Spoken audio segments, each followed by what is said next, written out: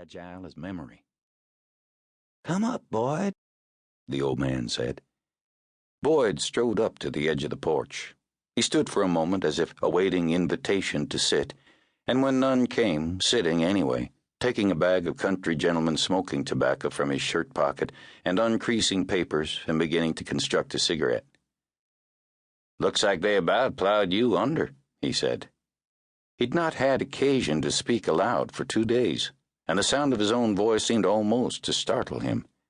He struck a match and lit the cigarette. He could not see the river, but he could sense it, dank and yellow-smelling, rolling somewhere out of sight in the gathering dark. "They claim they need all the land for cotton," the old man said. His voice was thin and whispery, like corn husks rustling together. "I reckon when I'm gone they'll doze this mess down and plant it all." Boyd smoked in silence. The momentum that had carried him for days, for miles, settled upon him like an enormous weight, and he was seized with weariness. Now that he was here, he saw that he had reached not some final destination, but simply a way station that had drawn him miles in the wrong direction. If she was here, he would have read it in the old man's face, but nothing at all was written there, not even what Boyd had expected. Bitter recriminations, who knew what. All there was a stoic calm he didn't know what to make of, as if the old man had come to some kind of terms. Then he studied the face closer. The yellowed skin was drawn tight across the cheekbones, the face sunken and caved, the blade of nose like something an undertaker had sculpted of wax, then studied with a critical eye.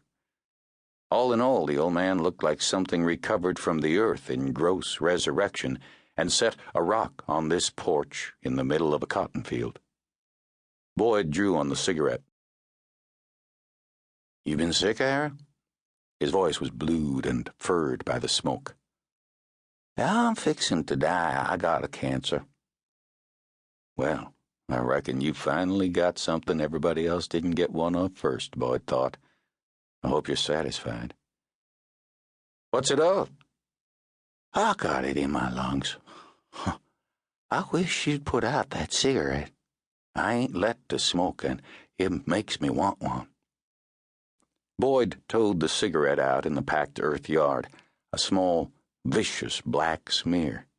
A lamp was lit inside. He could smell the smoky burning kerosene.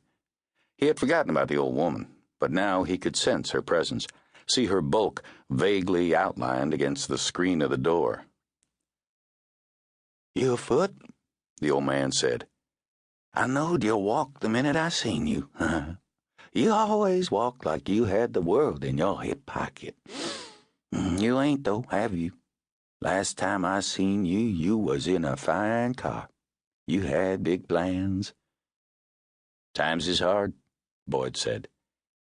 "Times is always hard for some," the old man observed.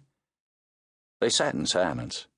Boyd was watching a blur of cypress past the cotton field, and beyond the cypress, soundless lightning flickered the sky to a pale metallic rose.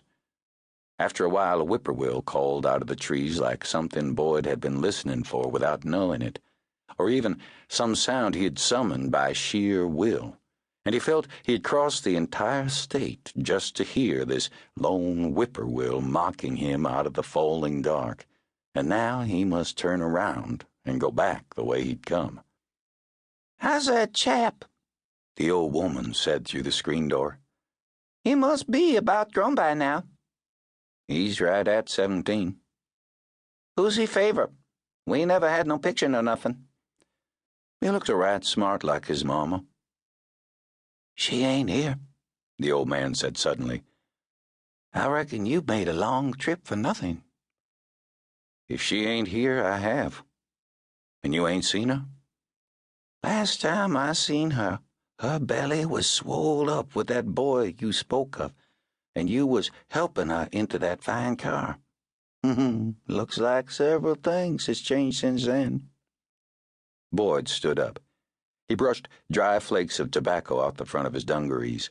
He looked back the way he had come, a dim wagon road fading out in the cotton field. "I got to get